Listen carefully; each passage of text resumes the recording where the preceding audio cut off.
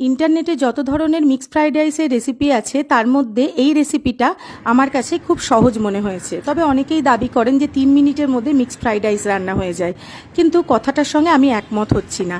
কারণ রান্না জোগাড় থাকলে কিন্তু 3 মিনিটেই হয়ে যায়, কিন্তু জোগাড়টা করাটাই কিন্তু সময় সাপেক্ষ। কি আপনারাও একমত তো? কারণ কি রান্নার জোগাড় না থাকলে কিন্তু রান্না হতে একটু তো সময় লাগবেই।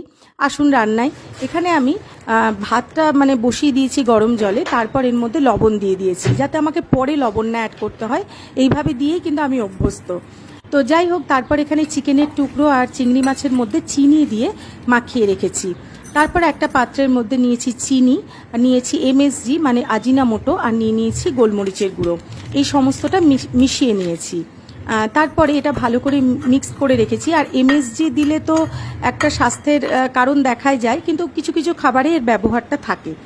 আর এদিকে কড়াইতে সাদা তেল দিয়ে তার মধ্যে আমি গাজর আর বিনস দিয়ে দিয়েছি। এর মধ্যে কিন্তু কোনো সোয়া সস বা রসুনের ব্যবহার নেই। এইভাবেই কিন্তু মিক্সড ফ্রাইড রাইসটা বাড়িতে করে দেখতে পারেন, ভীষণ সুস্বাদু হয়। তারপর এখানে চিকেন আর চিংড়ি মাছ একসঙ্গেই দিয়ে দিলাম। এইটা ভাজতে ভাজতেই কিন্তু চিংড়ি মাছ আর চিকেনটা রান্না হয়ে যাবে।